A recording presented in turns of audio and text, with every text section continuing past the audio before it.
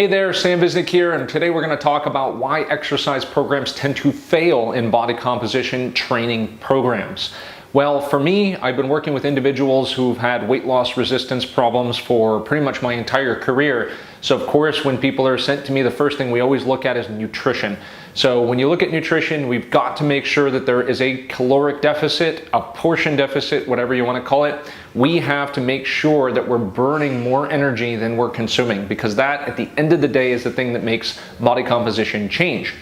But with that said, there's only so much of a deficit that we can create, and we have to make up for it, for more deficit, with exercise. So the exercise program has to be done correctly, or otherwise it oftentimes leads to failure because people are over-relying on the diet. So there's only so many calories you can deficit from your day before you start creating nutritional deficiency, and you make energy deficiency too. So you're too tired to adequately move enough to burn calories. So from an exercise perspective, let's just talk about a few of the things that I tend to see. One of them is improper design of training programs. The first issue being too much reliance on cardiovascular exercise.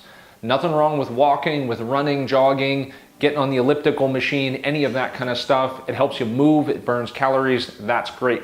The challenge with it is that, of course, it's continuing to stimulate adaptation. So there's a lot of things that you can do to vary up your cardio, but it doesn't have the same effect that resistance training does.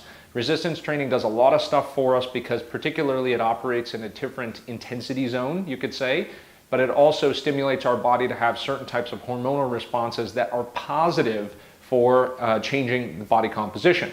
So one of the things that we do in F42 in particular is, our magic secret sauce is to make sure that we have the right amount of resistance training and we have the right amount of cardiovascular, or what we call metabolic conditioning, in your program. So working out 6 days a week is a challenge. That's a lot of movement in there. We can't do resistance training every single day, and doing cardiovascular training every day is not going to work either because we're going to adapt to it too quickly. So what we do is we alternate those days. Some days when you're resistance training, we stick to the same movements for a good piece of the program. And the reason why, people tend to rotate their exercises too frequently. Now, it takes time to get good at new movement, so that when you get good at new movements, you can add more weight and it becomes progressively more stressful. That is the magic of weight training.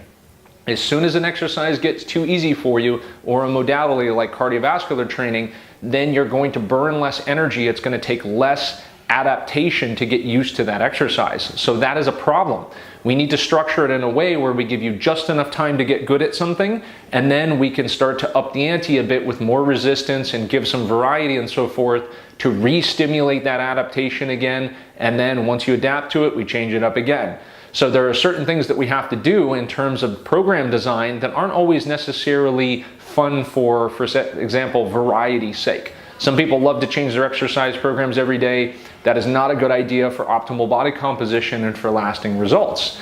So that is the most common issue that I see, outside of not having enough caloric deficit from your nutrition plan, is too much variety in the exercise program and choosing the wrong kind of exercise as well.